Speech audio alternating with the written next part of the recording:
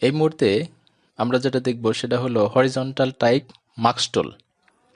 এটার কাজটা হলো আপনার যে কোনো একটা ছবির উপরে যদি টাইপ করেন, ছবির যে কালারটা আছে সেই কালারটাই লেখার কালার হবে, ঠিক আছে? এই জন্য আমাদের প্রথমে যে কোনো একটা ছবি ওপেন করি আমরা। ফাইল ফাইল থেকে ওপেন থেকে আমরা এখান থেকে আমরা যে কোনো একটা ছবি ওপেন করি, ঠিক আছে? যে ছবির উপরে আমরা করতে পারবো। সাপোজ আমরা যেমন এই ছবি ওপেন করলাম। ওপেন করার পরে এটাকে আমরা একটু জুম করে দিই, জুম টুল, এটাকে একটু আমরা ফিট স্ক্রিন জুম করে দিলাম। হ্যাঁ, এখন আমরা এখান থেকে হরিজন্টাল টাইপ মার্কস টুল, ঠিক আছে, এটা ক্লিক করলাম। ক্লিক করে আমরা যেমন এখানে একটা ক্লিক করলাম। ক্লিক করে আমাদের ফন্ট অনেক বড় আছে, আমরা একটু ছোট করে দিই, এটাকে যেমন 72 করে দিলাম।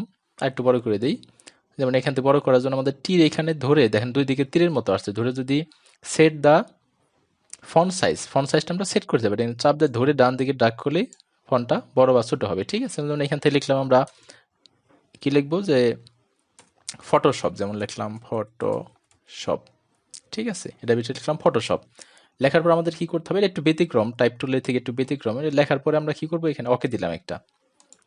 ওকে দেওয়ার পর দেখেন অটোমেটিক এখানে সিলেকশনের মতো হয়ে গেছে, ঠিক আছে? এখন আমাদের যে কাজটা করতে হবে, এই জায়গাটা কপি করতে হবে। এই জন্য আমাদের এডিট থেকে কপিতে ক্লিক করলাম, কপি হয়ে গেল। এবার পেস্ট করতে হবে। আমরা এখান থেকে পেস্ট, এখানে ক্লিক করে দিলাম। এখানে কিন্তু পেস্ট হয়ে গেছে। এখানে নর্মালি অনেক সময় এখানে টান দিলে এক টানে অনেক সময় দেখেন মুভ হয় না। একটু আপনারা কি করতে পারেন, এই জন্য যেমন এখানে মিশে গেছে লেখাটা, আপনার কিবোর্ডের আপ বা ডাউন বটমে যে কোনো, যেমন আপ বটম দিয়ে একটু কয়েকটা চাপ দিই উপর দিকে, তাহলে আমাদের দেখেন লেখাটা আমাদের দৃশ্যমান হচ্ছে। এখন আমরা এটাকে ধরে, যেমন এই যে কোনো একটা লেখার উপরে ধরে আমরা কি যদি আমরা টেনে দিই, দেখেন আমাদের লেখাটা হয়ে গেল। দেখেন লেখাটা কেমন হয়েছে, পি কেমন হচ্ছে, দেখেন আমাদের এই জায়গাটা সাদা কালার, অর্থাৎ মাথার পিছনে যে সাদা কালারটা আছে এই কালারটা কিন্তু পির এখানে চলে আসছে, পির কালারটা। এবং এই টি এটা কিন্তু চুলের কালার চলে আসছে। আবার এই কালারটা কিন্তু মুখের কালার চলে আসছে। অর্থাৎ এই আপনার সহজ কথায় এই হরিজন্টাল টাইপ মার্কস টুলের কাজটা হলো যে আপনার যেমন যেখানে ক্লিক করবেন, যে জায়গায় ছবির যে জায়গাটায় ক্লিক করবেন, ঠিক ছবির সেই জায়গাটা, অর্থাৎ লেখার পিছনে যে ছবিটা থাকবে ছবির সেই জায়গার কালারটাই লেখার কালার হবে। এটার জন্য আপনার কোনো অন্য কোনো কালার ইউজ করা যায় না। এটাই মার্কস টুলের বিশেষত্ব, ঠিক আছে?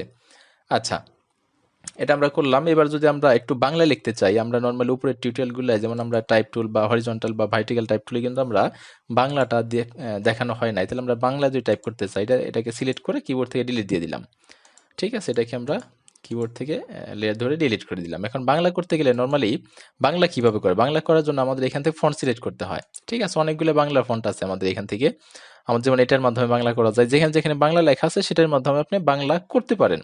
কিন্তু স্বাভাবিক যে বাংলাটা আছে, নর্মালি যে আপনার লেখাগুলো স্বাভাবিক যে বাংলা, সিম্পল যে বাংলা লেখে, সেটাকে বলে কি বলে, সেটাকে বলে ছোটনি এমজে, ঠিক আছে? আমরা ছোটনি এমজিটা এখান থেকে দিয়ে দিই। এখান থেকে এটা এস এর সিরিয়াল, এটা এস এর সিরিয়ালে ছোটনি এমজি থাকে। তাহলে আমরা এখান থেকে ছোটনি, দেখেন আমাদের এই যেখানে ছোটনি, এই যে ছোটনি এমজে, এটা আমরা সিলেক্ট করে দিলাম।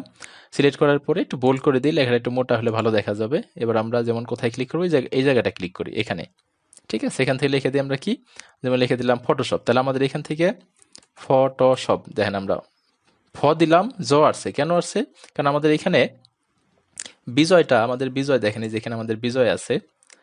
আমরা এটা যদি উপরে নিয়ে নিই, একটু শো স্টপ বার আমরা উপরের দিকে নিয়ে নিলাম। এটা দেখেন, এই যে আমাদের যেখানে বিজয় আছে, বিজয় কিন্তু আমাদের ইংলিশ রয়ে গেছে এখানে। অর্থাৎ এখান থেকে আমাদের বিজয় ক্লাসিক ক্লিক করতে হবে। বিজয় ক্লাসিক করলে আমাদের বাংলা হবে। এই কাজটা আমরা মাউসের মাধ্যমে না করে কিবোর্ড দিয়ে করতে পারি। কিভাবে করতে পারি? কিবোর্ডের কন্ট্রোল অল্টার একসাথে চেপে ধরে আমরা যদি কিবোর্ড থেকে বি চাপ দিই, তাহলে আমাদের কিন্তু দেখেন অটোমেটিক বিজয় ক্লাসিক হয়ে গেছে, ঠিক আছে? অর্থাৎ আপনার এখান থেকে ফন্ট থেকে বাংলা নেওয়ার পরও এই বিজয় থেকে চেঞ্জ করে নিতে হবে। এখন যদি লিখি আমরা ফটোশপ, দেখেন বাংলায় ফটোশপ, সিসি 2020 লিখলাম এই লেখাটা, ঠিক আছে? লেখার পর এটাকে কি করতে হয়, ওকে দিলাম একটা। ওকে দেওয়ার পর অটোমেটিক দেখেন সিলেক্ট হয়ে গেছে। অর্থাৎ সিলেকশনের পিছনে যে পিকচারটা আছে সেই পিকচারটাই লেখার কালার হয়ে যাবে। এই জন্য আমাদের কি করতে হবে, একটু এডিট থেকে কপি, আবার এডিট থেকে পেস্ট। এখানে নর্মালি অনেক সময় ধরা যায় না, একটু আপনার জন্য একটু ভালো মুভ করতে পারেন লেখাটাকে। এই জন্য আমাদের কিবোর্ডের ডাউন বটম বা আপ বটম, যেমন আমি ডাউন বটম চেপে ধরলাম, কিবোর্ডে দেখেন আমাদের লেখাটা কিন্তু দেখা যাচ্ছে। এখন আমরা মুভ করতে পারি। দেখেন আমাদের যে ফটোশপ 2020 হয়ে গেল, অর্থাৎ ফটোশপ সিসি 2020 লেখাটা যা আসছে এটা হলো ছবির যেখানে যে কালারটা ছিল সেই কালারটা কিন্তু চলে আসলো। ঠিক আছে, এইভাবে আমরা বাংলা বা ইংলিশে লিখতে পারি। আচ্ছা ঠিক আছে, এটা আমরা কিবোর্ড থেকে ডিলিট করে দিলাম। এরপরে কি আছে, ভার্টিক্যাল। আমরা জানি হরিজন্টাল মানে বামে থেকে ডানে লেখা হয়, আর ভার্টিক্যাল মানে উপর থেকে নিচে হয়। ঠিক আছে, এটাও ভার্টিক্যাল টাইপ মার্কস টুল। আচ্ছা, এটা আমরা উপর থেকে নিচে করতে পারি। যেমন আমরা এখানে একটা ক্লিক করলাম, ক্লিক করার পরে আমরা যেমন বাংলা লিখি, আমরা এখানে বলছে উপর থেকে লিখবেন, এটার নাম কি দেখেন, এখানে বলছে টপ অ্যালাইন টেক্সট, অর্থাৎ লেখাটা উপর থেকে নিচ দিকে শুরু হবে। সেন্টার টেক্সট, লেখাটা মাঝখান থেকে উপরে যাবে এবং নিচে যাবে। এটা হলো বটম অ্যালাইন টেক্সট, এটা হলো নিচ থেকে উপর দিকে যাবে। ঠিক আছে, যাই হোক আমরা উপর থেকে নিচে দিয়ে এটা ক্লিক করলাম। এখান থেকে আমরা যদি লিখি যে কি লিখবো, যেমন লিখলাম বাংলাদেশ, বাংলাদেশ।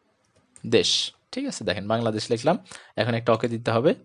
ওকে দেওয়ার পরে আমরা এখান থেকে কপি করার পরে পেস্ট দিতে হবে, পেস্ট।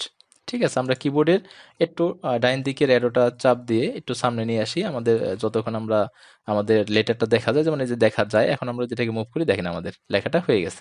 ঠিক আছে, তো এটাই হলো আমাদের মার্কস টুলের কাজ। এটা নর্মালি খুবই খুবই কম প্রয়োজন হয়, নর্মালি আমাদের সবচেয়ে বেশি এটা এবং এটা সবচেয়ে বেশি প্রয়োজন হয়। ঠিক আছে, তো আমাদের টিউটোরিয়ালে হরিজন্টাল টাইপ টুলের মানে সব এখানে 4টা যে টুল আছে, এই সবগুলো টিউটোরিয়ালে বাংলা আনার নিয়ম একই। ঠিক আছে, আমরা যদি হরিজন্টাল টাইপ টুলে ক্লিক করি, যেমন এটাকে আগে ডিলিট করে নেই, আমরা এখানে ক্লিক করলাম, দেখেন এখানে কিন্তু বাংলা আনার সিস্টেম একই, অর্থাৎ এটা ইংলিশ থেকে বাংলা যেভাবে নেই, বাংলা থেকে ইংলিশ একইভাবে আনে। ঠিক আছে, আমরা এখান থেকে লিখি ফটোশপ। ঠিক আছে, দেখেন এটা হলো যেহেতু আমাদের নর্মালি এটা শুধুমাত্র হরিজন্টাল টাইপ টুল, এটা কোনো মার্কস না, এই জন্য সব নর্মালি এখানে যে কালারটা আছে সেই কালারে চলে আসে এটাই। ঠিক আছে, আচ্ছা এখন আমরা যদি চাই যে বাংলা তো করলাম, এখন ইংলিশ যদি করতে চাই এবার, আচ্ছা নিচে আবার ক্লিক করলাম। এখানে ইংলিশ করতে গেলে আমাদের এখান থেকে চেঞ্জ করতে হবে, এখানে এটাকে ইংলিশ করে এখানে ইংলিশে ক্লিক করতে হবে। আমরা কিবোর্ড থেকে করি, কিবোর্ডে করার জন্য আমাদের কন্ট্রোল অল্টার বি দিলাম, দেখেন এটা ইংলিশ হয়ে গেছে। এখন আমরা এখান থেকে আমাদের ফন্টটা এখান থেকে যে কোনো একটা ইংলিশ ফন্ট দিতে পারি, যেমন একটা যে কোনো একটা ইংলিশ ফন্ট দিতে পারি। তো না, স্বাভাবিক অবস্থা আমাদের হলো ইংলিশের যে স্বাভাবিক ফন্টটা আছে সেটাকে বলে টাইমস নিউ রোমান, এটা ক্লিক করে দিলেই হয়। অথবা যদি আপনি কিবোর্ড থেকে লিখে দেন তাহলেও কিন্তু হবে। যেমন আমরা এখান থেকে কিবোর্ড থেকে লিখে দেবো, এখানে লিখলাম TIMES, লিখে দিলাম, তারপর কিবোর্ডে এন্টার দিলাম, তাও হয়। ঠিক আছে, আপনার যে কোনোভাবে বাংলা করতে পারেন, অর্থাৎ বাংলা থেকে ইংলিশ, ইংলিশ থেকে বাংলা নিয়মে একই। দেখেন এখন আমরা যদি লিখি ফটোশপ, দেখেন অটোমেটিক আমাদের কিন্তু ইংলিশটা চলে আসলো। ঠিক আছে, তো এইভাবে আমরা টাইপ করতে পারি। উপরের অপশনগুলো আমাদের উপরে যে আমাদের সাব মেনুগুলো আছে প্রায় সবগুলো একই রকম, দেখেন কি তেমন কোনো পার্থক্য এখানে নেই। তো আশা করি টাইপ টুলটা ভালো মতো বুঝতে পারছেন। আর টাইপ টুল অবশ্যই বেশি বেশি প্র্যাকটিস করতে হবে, না হলে আমরা এটাকে ভালো মতো বুঝতে পারবো না। ঠিক আছে, ওকে, ধন্যবাদ।